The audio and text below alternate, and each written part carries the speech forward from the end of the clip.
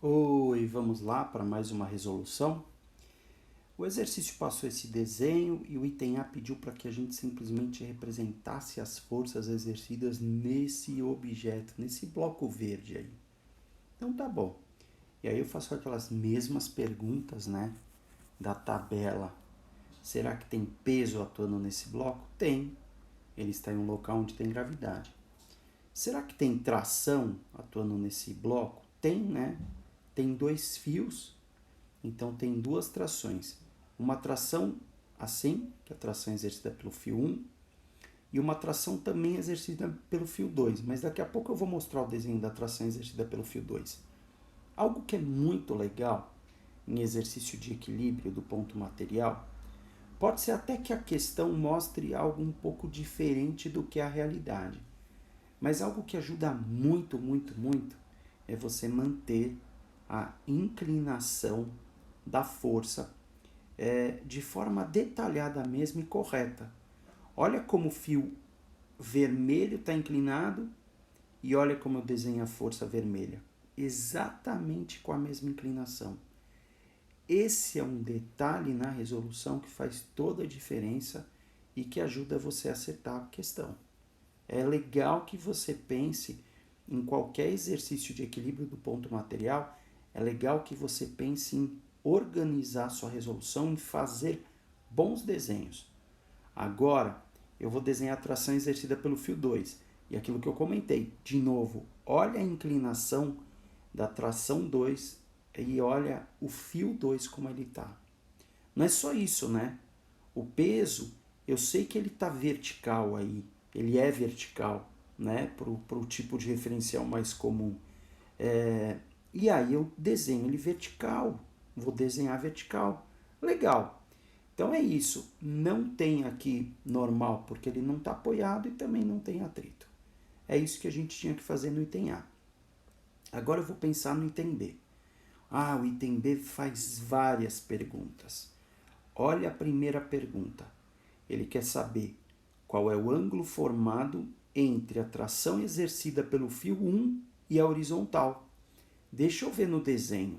Fio 1 e horizontal. Deixa eu ver. Nossa, o fio 1 tá aí, tá bom, em vermelho.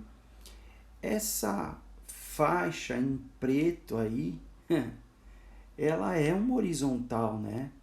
Opa, o ângulo entre o fio 1, quer dizer, o fio vermelho horizontal, está indicado no desenho. É 60 graus. Ou seja, né? Esse item B, a primeira pergunta, pelo menos, ela simplesmente pede para você analisar o desenho. E aí essa primeira resposta que aparece aí no item B, 60 graus. Mas tem mais perguntas ainda no item B. Ele quer saber qual é o ângulo formado entre a tração exercida pelo fio 1 e a vertical. Vamos ver? Aí vou. Tudo bem, a faixa preta é horizontal e ela já estava desenhada, mas não tem nenhuma vertical, Ivo, desenhada. É só desenhar. E como ele está falando agora do fio 1, eu vou desenhar uma vertical, ó, conectada ao fio 1. Eu quero saber o ângulo entre o fio vermelho, fio 1, e a vertical. Esse ângulo aí que apareceu na tela. Espera um pouquinho. Ele vale 30 graus. Nossa, é verdade. Ivo, por que ele vale 30 graus? Olha só se no desenho a gente não tem que ter esse ângulo que a gente acabou de falar, 30 graus, e o outro de 60 graus, se a soma dos dois não tem que ser 90 graus. Afinal, entre a horizontal, que é essa faixa mais grossa, e a vertical, que é a tracejada, sempre entre algo que é horizontal e vertical tem ângulo de 90 graus. Então é verdade. Aí eu tinha que então encontrar um ângulo que completasse os 90 graus. Por isso 60 graus mais 30 graus. É só isso. É você pegar o ângulo que a gente chama de complementar. Aquele que complementa os 90 graus. Eu fiz no fundo 90 menos 60 que deu 30.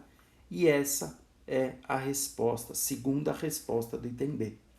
Ainda no item B, olha a terceira pergunta que aparece. Ele quer saber qual é o ângulo formado entre a tração exercida pelo fio 2 e a horizontal. Ah, fio 2 agora é o azul e horizontal 60 graus. Ah, está aí, 60 graus. É só isso. Ah, legal. E a última pergunta que aparece no item B.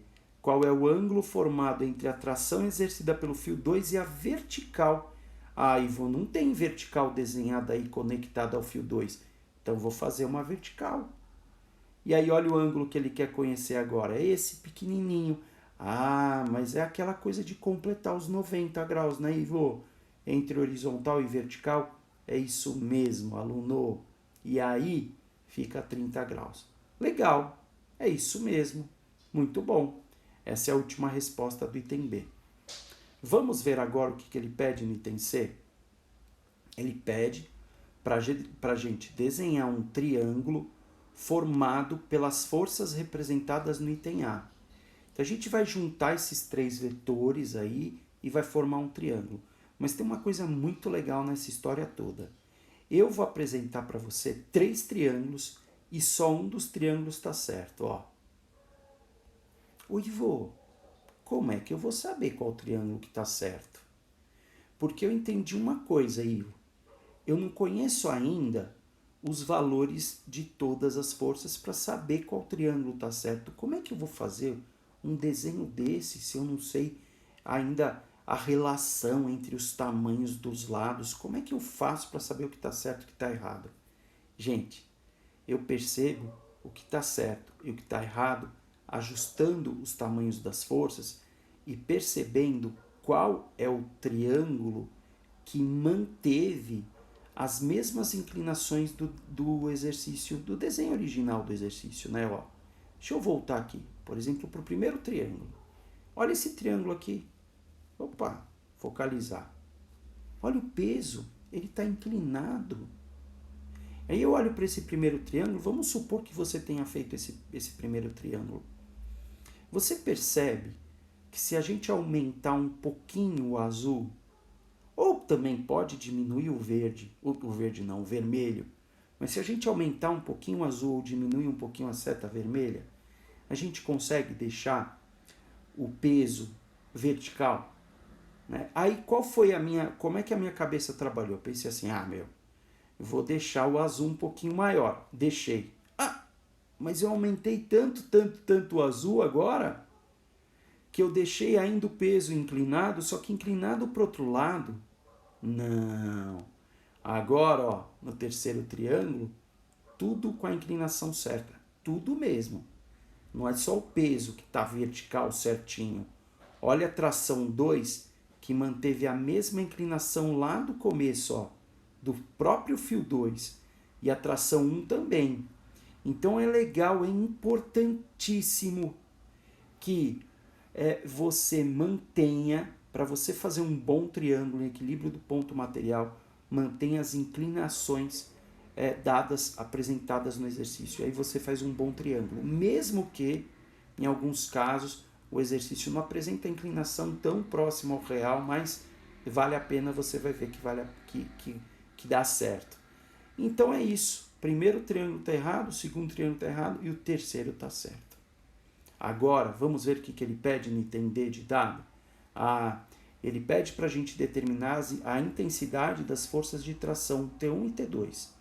Eu vou fazer o seguinte, eu vou tentar analisar esse triângulo que a gente sabe que está certo. Olha, tem vezes em que você vai perceber em um exercício desse tipo que o triângulo formado é um tipo de triângulo retângulo. E aí você pode usar seno, cosseno, tangente, ou até Pitágoras, né? Dependendo da situação. Dependendo também do exercício, pode ser que você monte um triângulo desse e que você perceba que é um triângulo equilátero. Mas não é o caso desse exercício, não. Quando é equilátero, a gente diz que todos os lados têm tamanhos iguais, né? Agora, esse triângulo é do tipo isósceles. Como assim? O T1 e o T2 eles têm tamanhos iguais, são dois lados iguais nesse triângulo. A gente chama de isósceles, né? E eu vejo que são iguais pela própria simetria que tem o problema. Você percebe que essa figura a gente poderia assim passar uma reta vertical no meio e a gente percebe, eu falo passar uma reta, imaginária isso. E aí você vai ver que o lado direito e o lado esquerdo são simétricos, né? Então tá. Quer dizer, essa simetria também garante que tem dois lados desse triângulo que são iguais. É um triângulo isósceles. Qual é a minha sugestão para um triângulo isósceles? Como é que você analisa esses tamanhos?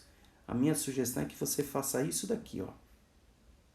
Quando você faz isso, você divide um triângulo isósceles em dois triângulos retângulos. Ah, não acredito. Eu já mostrei que esse ângulo vale 30 graus. Daqui a pouco eu vou mostrar que são dois triângulos retângulos, hein? Mas de onde vem esse ângulo 30 graus?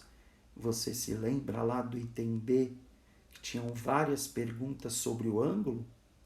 Uma das perguntas era: qual era o ângulo entre a tração, quer dizer, deixa eu melhorar minha fala. A pergunta era: qual era o ângulo entre o fio 1 e a vertical?